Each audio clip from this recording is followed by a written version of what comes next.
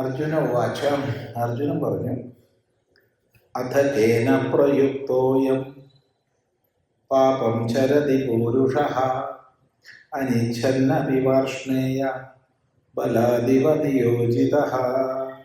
5000 വർഷങ്ങൾക്ക് മുമ്പുള്ള സംശയം ഇപ്പോഴും ലോകരുടെ സംശയം സ്വാമിജി വിശദീകരിക്കാമോ? മനുഷ്യ സമൂഹമുള്ള കാലത്തോളം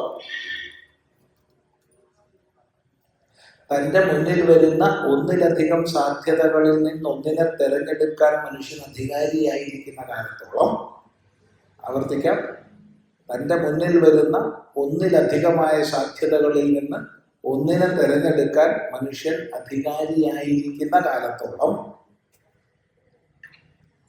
മനുഷ്യൻ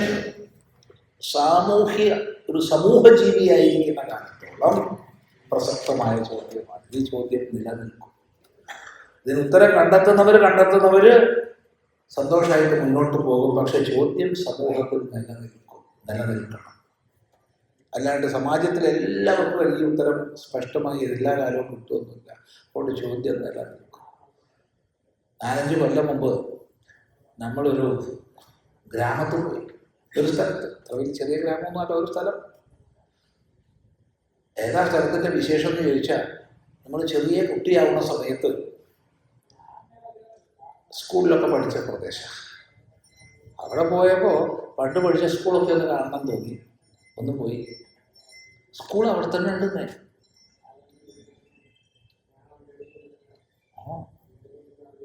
മനസ്സിലായില്ലേ പറഞ്ഞതിനർത്ഥം? അപ്പോൾ പഠിച്ച സ്കൂൾ അവിടെ തന്നെ ഉണ്ട്. ഞാൻ വിചാരിച്ച ഞാൻ കഴിഞ്ഞു പോകുന്നപ്പോൾ അതിൻ്റെ ആവശ്യം കഴിഞ്ഞ. ഞാൻ അവിടുന്ന് 6ാം ക്ലാസ് കഴിഞ്ഞ് പോകുമ്പോൾ ആ സ്കൂൾ കൂട്ടിയെന്നാണ് ഞാൻ വിചാരിച്ചു. സ്കൂൾ ഇപ്പോഴുണ്ട്. തമാശ തന്നെ പറഞ്ഞതിന് അർത്ഥം മനസ്സിലാക്കേണ്ട. താല്പര്യം, ഈ ചോദ്യത്തിന് ഉത്തരം ഗ്രഹിക്കുന്നവർ മുന്നോട്ട് പോയിക്കൊണ്ടിരുന്നാലും ചോദ്യം ചോദിക്കുന്നവർ വന്നുകൊണ്ടിരിക്കും. അവർക്ക് ഉത്തരം കിട്ടണം. അടുത്ത തലമുറയിലും വന്നുകൊണ്ടിരിക്കും. അപ്പൊ ചോദ്യം എന്താണ്? ശ്രീ ഭഗവാൻ തൻ്റെ ഉപദേശത്തിൽ ധർമ്മ മഹിമയെ കീർത്തിച്ചു. ശ്രേയാൻ സ്വധർമ്മോ വിഗുണ പരധർമാസ്വനുഷ്ഠിതാത്. എല്ലാവരും പാലിക്കേണ്ടത് സ്വധർമ്മമാണ്. തൻ്റെ ധർമ്മം അല്പം മോശമാണെന്ന് തോന്നിയാലും അതാണ് ശ്രേയസ്കരം.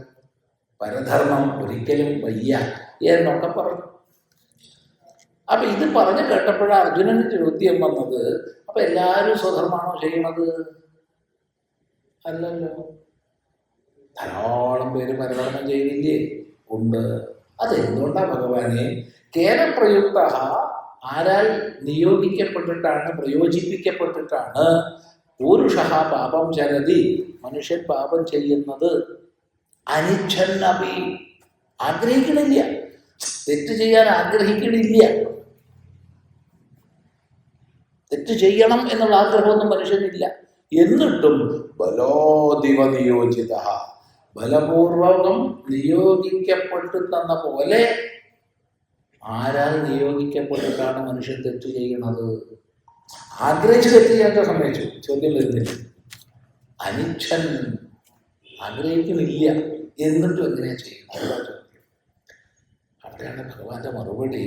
കാമയേഷ ക്രോധയേഷ രജോ ഗുണസമുദ്ഭവഃ മഹാശനോ മഹാപാപ്മാ വിദ്യേനമിഹ വൈരിണം. എടോ അർജുന,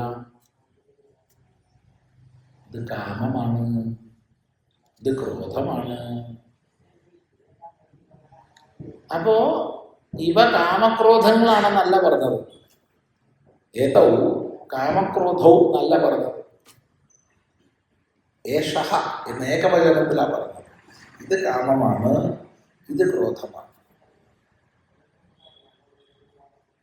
രജോ ഗുണസമുദ്ഭവ, രജോ ഗുണത്തിൽ നിന്നുണ്ടാകുന്നതാണ്, അല്ലെങ്കിൽ രജോ ഗുണത്തെ ഉണ്ടാക്കുന്നതാണ്. രണ്ടർത്ഥം ശരിയാണ്.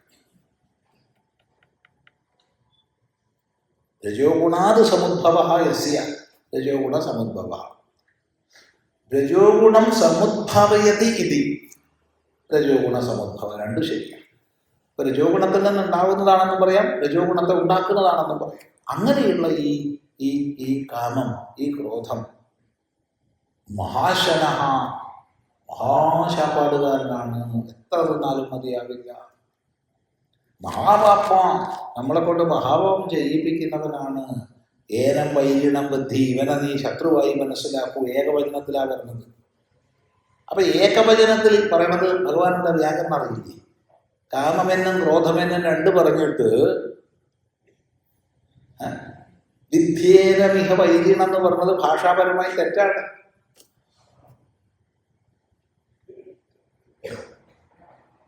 പിന്നെന്താ പറയേണ്ടത്? ഏതൗ വൈരിണൗ വിദ്ധി, ഇവ രണ്ടും ശത്രുക്കളാണെന്ന് നീ മനസ്സിലാക്കുന്ന പറയേണ്ടത്. പക്ഷെ ഭഗവാൻ പറഞ്ഞത് യവൻ ശത്രുവാണ്. എന്താ ഇതിനർത്ഥം? ഇവിടെ കാമം ക്രോധം എന്ന് രണ്ട് പറഞ്ഞെങ്കിലും വാസ്തവത്തിൽ ഒന്നേ ഉള്ളൂ. കാമം തന്നെയാണ് ക്രോധമായി പരിണമിക്കുന്നത്. എപ്പോഴെങ്കിലും ആരാലെങ്കിലും എവിടെ നിന്നെങ്കിലും തടയപ്പെടുമ്പോഴാണ് കാമം ക്രോധമാകുന്നത്. അതുകൊണ്ട് ആരാണ് നമ്മളെ കൊണ്ട് അധർമ്മം ചെയ്യിപ്പിക്കുന്നത്? ആരാണ് സ്വധർമ്മം ചെയ്യുന്നതിൽ നിന്ന് തടഞ്ഞ് പരധർമ്മം ചെയ്യാൻ പ്രേരിപ്പിക്കുന്നത്? ഒരു സംശയവുമില്ല, നമ്മുടെ എല്ലാ ഉള്ളിൽ അടിഞ്ഞുകൂടിയ കാമമാണ്, ആഗ്രഹങ്ങളാണ്. ഈ ആഗ്രഹങ്ങളാൽ പ്രേരിതരായി കഴിഞ്ഞാൽ നമുക്ക് വിവേകം നഷ്ടപ്പെടും. ചെയ്യേണ്ടതും ചെയ്യരുതാത്തതും എന്തിനെന്ന് നമ്മൾ വിസ്മരിക്കും. അതുകൊണ്ട് കാമപ്രേരിതരായി മാത്രമാണ് മനുഷ്യർ സ്വധർമ്മ പരിത്യാഗം, പരധർമാചരണം എന്നത് ചെയ്യുന്നത്. ഇതിൻ്റെ വിശദീകരണം ഭഗവത്ഗീതയിൽ പഠിക്കുക.